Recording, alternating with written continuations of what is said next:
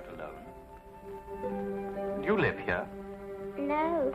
Then you must be visiting here, are you? My name is Frances Elizabeth Wright.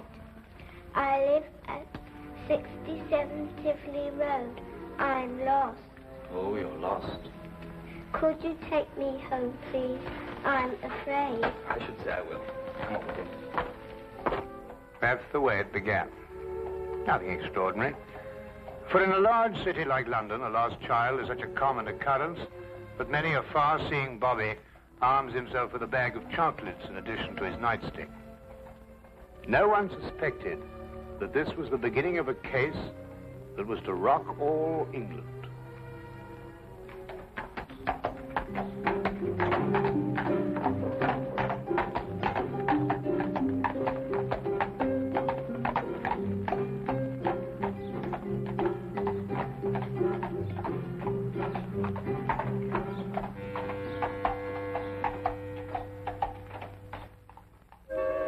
All right, if you insist. I know this man isn't going to do us any good. But what's the use of talking to you? Just as stubborn as your mother. I suspect we're having visitors. Oh, really? 23 and 27.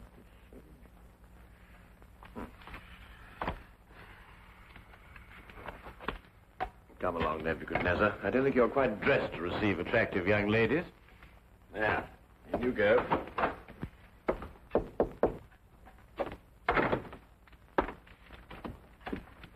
Won't you come in? Mr. Holmes, Sherlock Holmes. At your service, sir. Martini. George Martini is my name. This is my daughter, Margaret, who is of the stubborn opinion that you can help her. It will be a privilege, sir. Oh, may I introduce my very good friend, Dr. Watson? How do you do? How do you do, sir? Oh, yes. Won't you sit down? Oh, yeah, I'm so sorry.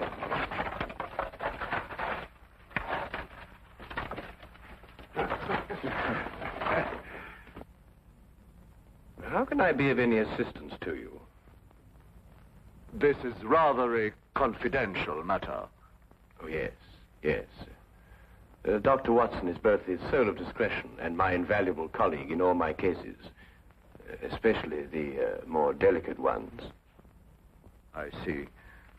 Well, there's this fellow, Richard Trevor is his name, who's been courting Margaret here. A sly one, if I ever saw one. I could tell by the shape of his ears, and the fact that he belonged to that upstart Shield and Castle club. There was nothing wrong with his ears. They were beautiful, both of them. Nevertheless, he gave her the impression that he was going to see me last night and ask for her hand in marriage. Instead, the scoundrel sent me some fantastic note about being detained and then never appeared at all. I want you to find out what happened to him. What did Mr. Trevor say in his note? That he would be detained because he had run into a little girl who was lost and was taking her home. Have you made any inquiries at his home? Yes, with Father, of course. I don't think it's genteel to go to a man's rooms, even if he is your fiancé. Quite right. Quite right. There was no sign of him, but his clothes were all there. He wouldn't run off without his clothes, would he? No, hardly. The pure guess. A deduction. Just as I deduced that you have a scar on the left side of your head, which you received in a naval battle. I'll be bound. How did you know that? Well, a right-handed man normally parts his hair on the left. Your parting is on the right, thereby indicating that you've changed it at some time or another to hide a mark.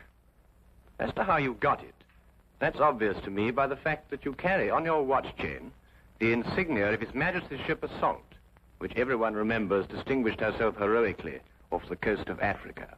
Well done, Holmes. I declare, well done. Will you investigate, Mr. Holmes? We'll look into the case immediately, Miss Martini. And as soon as we have any information for you, we'll let you know. I shall be forever in your debt. Mm-hmm. Or I will be after I see his bill. Here's our address. That won't be necessary, sir. I saw it marked on your hatband when you came in. If you'll forgive me, sir, a rather extraordinary precaution against the loss of a bowler only worth 2 guineas.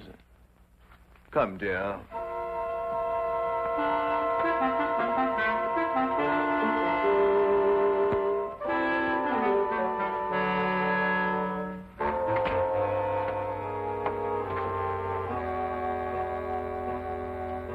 Not long after moving in with Sherlock Holmes, I had come to the conclusion that his mind was as organized as his housekeeping was not. He was, without a doubt, the most perfect reasoning, observing machine I had ever encountered. And just watching him think had become sheer fascination. I tried to put myself into his brain now and deduce what had happened to the missing Mr. Trevor. Did it occur to you he might have had an accident and even now be lying in a hospital at this very moment? You, being a doctor, would think of that. But if that were the case, surely the hospital would have informed someone by now. Maybe he skipped off and left her then. There's no guarantee he won't come back for his clothes or have them sent on to him. I'd grant that if he hadn't sent that note. A man deserting a girl isn't likely to send a note at all. And if he did, he couldn't conceive, as Mr. Martini put it, of such a fantastic one. The case is more than complex, Watson. And when we solve it, we shall also know what became of the others. What others? Oh, Watson, would you pass me my tobacco pouch? Well, where is it? It's in the toe of the Persian slipper, under your chair. All right. There you are. Oh. Thank you, Watson. Now, what others? Well, it's come to my attention during the past 2 weeks that 7 men have disappeared, totally evaporated from the face of London. They had no reason to run away, every reason to stay. Trevor fits perfectly into this fabric. You mean, then, that there's more in this than just the disappearance of that young lady's fiancé? Unless you accept 8 consecutive coincidences. Could you accompany me this afternoon? Where? To the last place where Trevor must have been before he met the little girl. But you don't even know where that was. I'd say it was the upstart Shield and Castle Club. Why there? Well, if you were about to confront a man like Mr. Martini to ask for the hand of his daughter in marriage, what would you do first? I'd probably have a couple of stiff drinks first. And if you were a member? At the Shield and Castle Club, eh? By Jove, Holmes, of course. That's just what I would do. You see, Watson?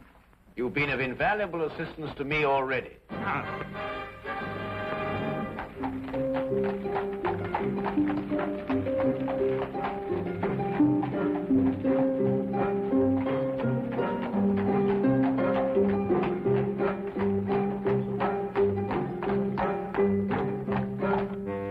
But you must tell us if he was here last night. He's missing. We're trying to find him. It's no use, sir. You'll have to do without my help. This is a gentleman's club. What has that got to do with it? He may not want to be found, if you know what I mean, sir. Now, look here. That's the way it is, sir. I'm sworn to preserve the privacy of our members. And having 2 little tots to feed, I'm not one to invite getting the sack.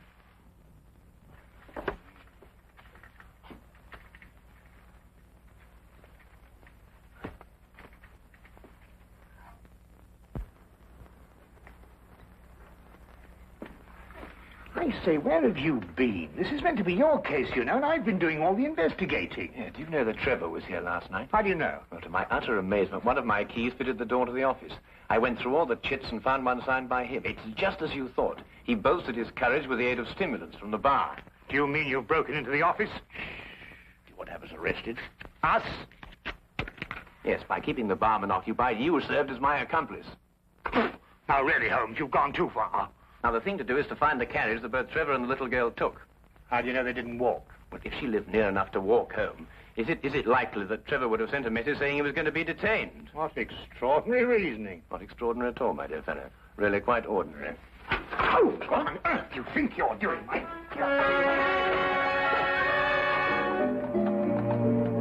Finding the cabbie who picked up Trevor and the little girl was a matter of stationing ourselves at the hack stand outside the Shield and Castle Club and doggedly questioning every driver who stopped there. One finally remembered the pair, but owing to brisk business that night, could not be at all sure where he set them down. The address he brought us to was a guess, and from the looks of it, a very bad one. Well, I think we're on a wild goose chase. Doesn't look as if they want to live here for a long time. Do you realize these papers are at least a week old? Well, then the cabbie made a mistake. He's brought us to the wrong address. Do you know, without very much difficulty, I think I might be able to... Holmes, Holmes, please, not again.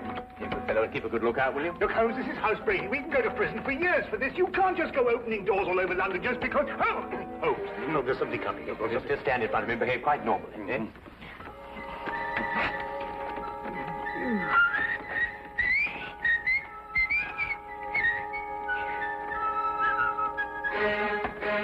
What's the normal behavior for housebreaking? You coming? Look here, Holmes, the doctor doesn't do this sort of thing. I'm sure it's unethical. You can't expect me to... Oh!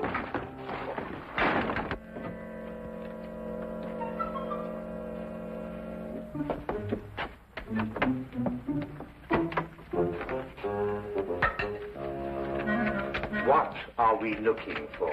I'm not quite sure yet. You won't find anything here. You said yourself the house has been unoccupied for the last week. Thieves in the night, that's what we are. A child's been here recently. Oh, what makes you think that? Do you remember as a youngster, Watson, penciling in moustaches on the faces of the advertisements? I suppose so. But what's that got to do with it? When I looked at those newspapers outside, I noticed that someone had penciled in a handlebar moustache on a woman advertising headache powder. I'd assumed that a child did it. More than that, since the papers were only a day old, I'd also assumed that a child has been here very recently. Why should the child bring Trevor here to an unoccupied house? That, Watson, is the core of our problem. Excuse me a minute. Huh? Oh.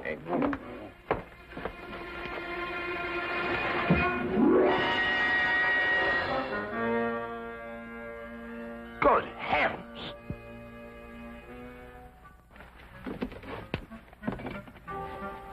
Trevor? Fairly safe assumption, Watson. Yes. And from the pallor of his skin, I'd say he'd recently been given an overdose of strychnine. I'd also deduce that he's the 8th victim of a very strange murderer.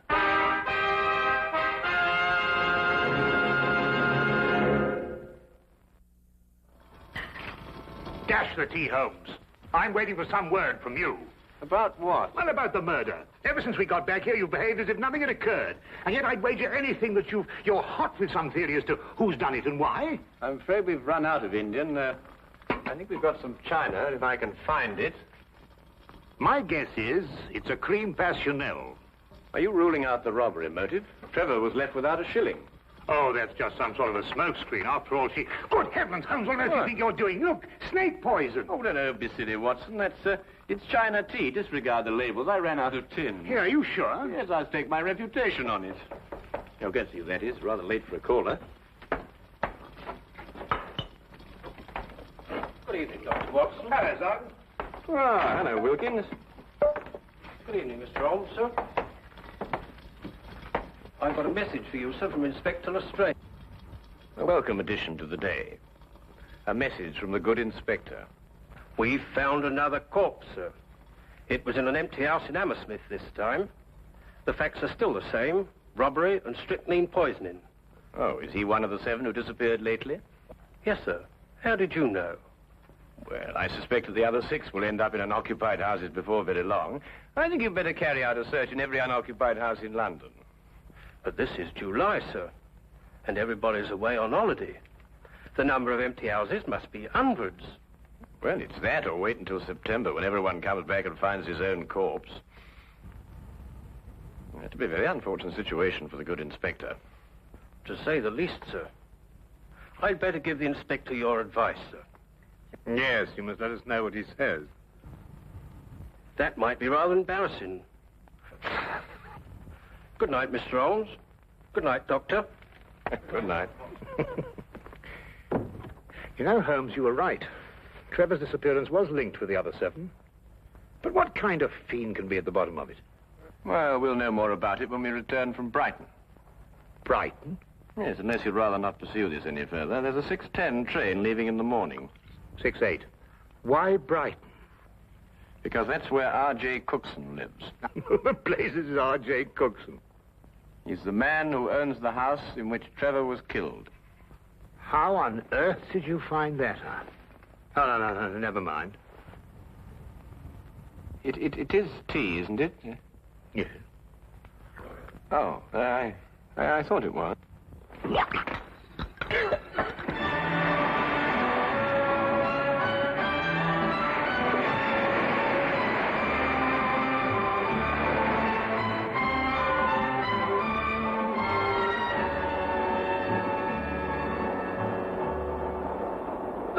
Have you ever heard anything so incredible? A corpse in my fireplace. And a stranger at that. Rather inconsiderate of someone, I must say. Why, when the police brought the news last night, I thought someone was pulling my leg. My fireplace. Really, I ask you.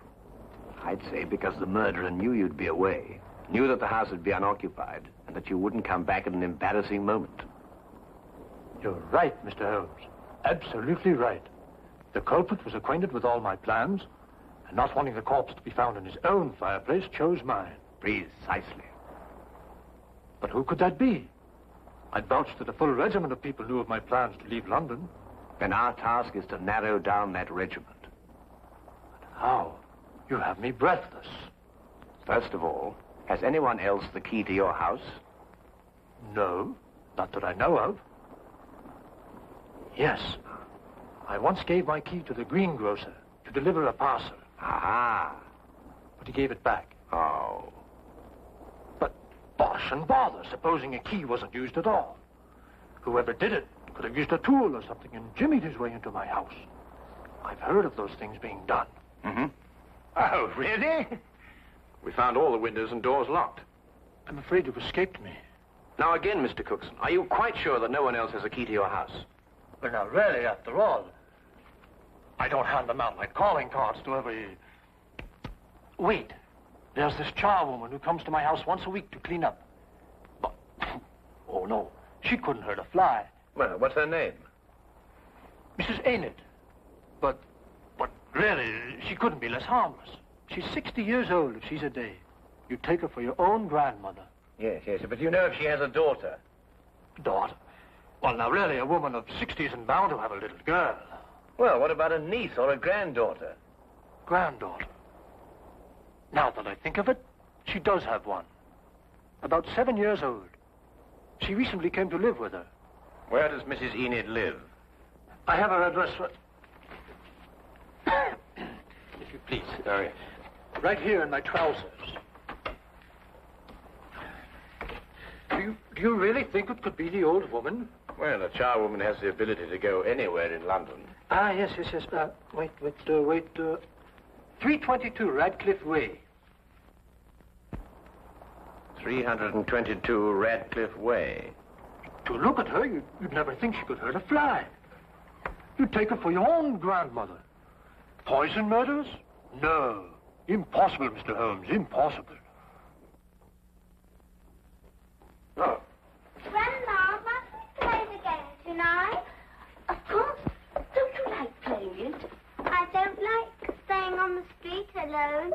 It'll only be for a little while. You'll find someone to bring you back, and Grandma'll have company again. What happened to the last company we had? Oh, he went home after a while. But come on, let's say it. Where do you live? At 67 Tivoli Road. No, that was the last place. Your address is now 120 Claridge Street. I forgot. All right. Now, come on. Let's say it again. Where do you live? 120 Claridge Street. And again? 120. What do you think, Holmes? Well, we'll know definitely in an hour's time. Come on.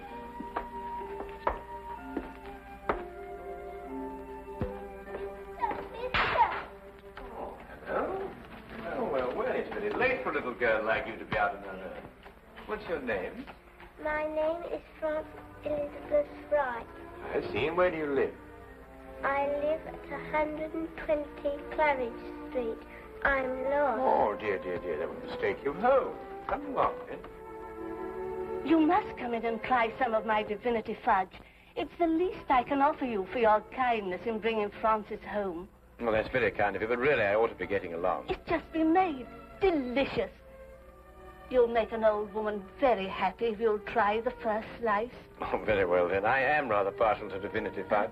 Francis. Thank you.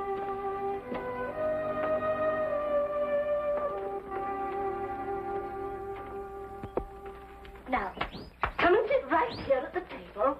Thank you. Now, say good night to the kind gentleman, then off to bed. Grandma, you never let me stay up with the company. That's because little girls must have their sleep. But now we've met the gentleman, perhaps he'll come again in the daytime. Will you? I should love to. Good night. Good night. Good night, birdies. Isn't she a lovely girl? And she'll grow up into a beautiful woman and have a life of ease. Yes, that's the important thing. A life of ease. Time to enjoy the world and... Here, you're waiting for some fudge, and I'm prattling away.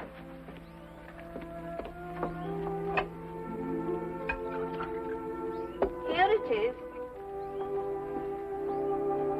And a glass of cold milk to go with it.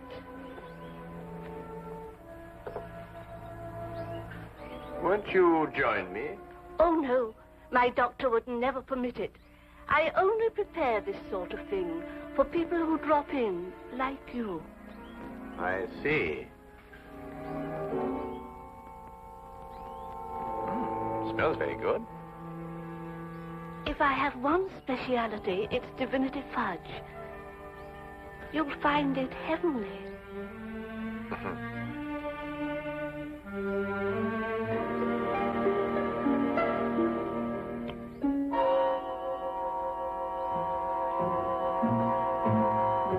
What's the matter? Nothing. I just wanted to give the birds a bit first. Don't. Birds don't eat fudge. Oh, yes, they do. They love it. Come on, old chap. Have a... No, you can't. Who are you?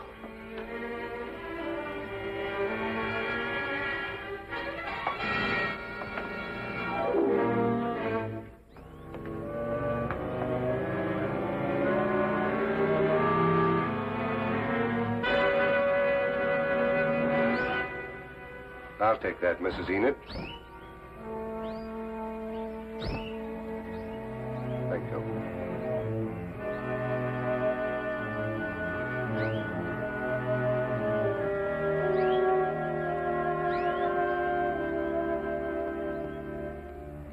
I needed money for the child. That's why I did it. I didn't want her to grow up into a tired rag of a charwoman. I wanted her to have a life of ease and the things I've seen other people have. You understand? Yes. Will she be taken care of? You need her, Mrs. Enid.